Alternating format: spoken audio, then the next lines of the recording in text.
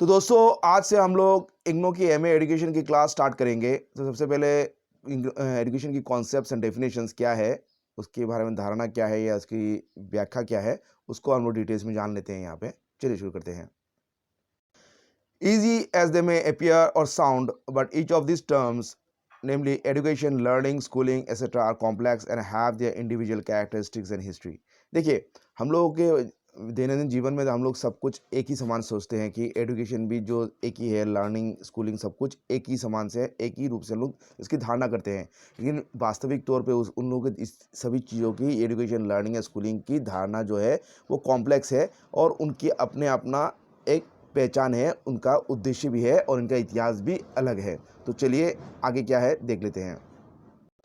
These terms are essentially Western, therefore for us in India, their equivalence in our classical language creates certain problems. और ये जो terms है, ये जो education या लर्निंग या स्कूलिंग, इनकी जो ये टर्म है ये पश्चिमी टर्म्स है, पश्चिमी सभ्यता से आई है, पश्चिमी इंग्लिश टर्म है, ये लैटिन टर्म है। लेकिन हम अगर भारत की प्रेक्षक में देखते हैं तो India their equivalence in a classical language, हम लोग का जो भारतीय संस्कृति या हिंदी या जो भारतीय भाषा है, वहाँ पे इनकी जो इक्विवेलेंट, उनके समांतर जो अगर हम लोग शब्द ढूँढें तो हम लोगों को कुछ डिफ़िकल्टी या कुछ कठिनाई को की सम्मुखीन होना पड़ता है।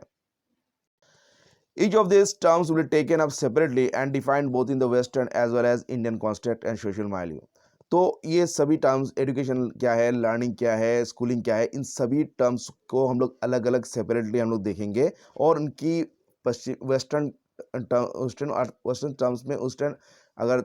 विचारधारा से देखें तो पश्चिमी विचारधारा से देखें तो उनकी क्या अर्थ है, और भारतीय अगर विचारधारा या भारतीय परिप्रेक्ष्य में अगर देखें या भारतीय सामाजिक जो अवस्था या परिवेश में देखें तो उसकी उनकी व्याख्या क्या होगी, तो उनको हम लोग यहाँ पे जानेंगे। देखते हैं आगे में। While the history of Western learning schooling starts with the Greeks, in India our records date back to the Vedic times. अभी देखिए वेस्टर्न जो पश्चिमी जो लर्निंग या स्कूलिंग की अगर बात किया जाए तो ये ग्रीक सभ्यता से, ग्रीक से आरंभ हुई है कहा जा सकता है। लेकिन अगर हम लोग भारतीय सभ्यता के परिवेश में देखें तो ये जो प्राचीन वैदिक एज है या वैदिक टाइम से ये स्कूलिंग या गुरु शिष्य परंपरा या जो आपका विद्यालय या जो स्कूल है उसकी हमें डेफिनेशन या उसकी उदाहरण हमें मिलती है। अभी आगे देखते हैं। Although no one can be sure of the exact dates when the Vedas were written, revealed, they are generally regarded as the most ancient documents in human history. अब ये भारतीय जो वेद पुराण है उनकी एग्जैक्ट डेट कब लिखी गई थी, कब है या उनकी डेट्स क्या है, वो हमें हमें एग्जैक्टली हमें नहीं मालूम। लेकिन ये हमें मालूम है कि ये सबसे पुराने जो भारतीय धर्म पुस्तक है उनमें से एक है हमारे वेदा और पुराण। इस तरह few countries can boast of that kind of antiquity, और इतना पौराणिक जो इतिहास या लिटरेचर या जो लिखित रूप में जो कोई भी ग्रंथ, ऐसे बहुत ही दुनिया में बहुत ही कम देशों को इसकी मतलब लाभ हुए, वो ये कह सकते हैं कि उनके पास ऐसा इतिहास है जो भारत की गौरव में इतिहास में या उल्लेखनीय एक इतिहास में कहा जा सकता है। In the West, scholars consider the Chinese and the Sumerians as the one who first developed scripts and the institution of schooling. अब पश्चिमी स्कॉलर्स जो है जो ज्ञानी हैं, जो स्कॉलर्स वो ये कहते हैं कि जो चाइनीज़ है और सुमेरियंस है वो मतलब पहले जो स्क्रिप्ट्स जो लिखनी का जो स्क्रिप्ट है, जैसे कि हमारे हिंदी का हो गया आपका देवनागरी स्क्रिप्ट, तो पंजाबी का गुरुमुखी, इसी तरह जो इंग्लिश का लैटिन स्क्रिप्ट है, तो उस तरह के जो स्क्रिप्ट है, जो पहले जो लिखने का जो कला है वो पहले चाइनीज़ और सुमेरियंस ये दो सभ्यताओं ने आविष्कार की थी, और स्कूलिंग भी चाइनीज़ और सुमेरियंस ही पहले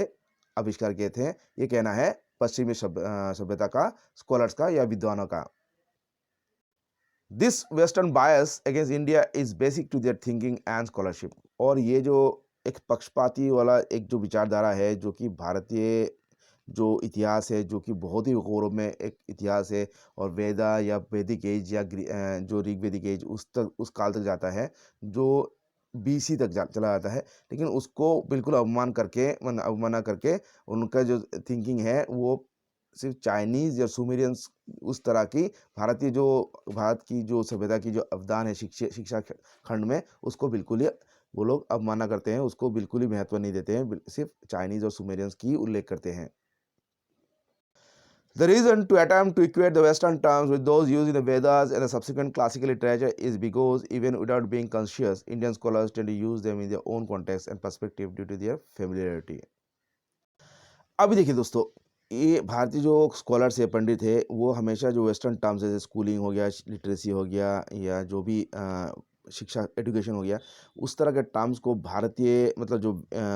वेदा या वैदिक काल में या वेदास में जो उल्लेखित या भारत की जो भी क्लासिकल लिटरेचर हो गए, उपनिषद हो गए या पुराण हो गए, तो वहाँ से इक्वेट क्यों करते हैं, उसके समांतर शब्द को क्यों ढूंढते हैं? क्योंकि ये अवचेतन मन में भारतीय जो विद्वान हैं उनका ये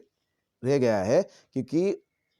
वैदिक जो शास्त्र है या पुराण है या जो क्लासिकल लिटरेचर है, उससे उतना उनका जो परिचित उतना उतना वो उससे परिचित हो गए थे कि उसका इक्विवेलेंट टर्म्स ढूंढना उनका अवचेतन मन में ये आ गया था। और मतलब इसीलिए हमेशा वो भारत के वैदिक काल से, मतलब भारत की जो इक्विवेलेंट टर्म्स है उसमें वो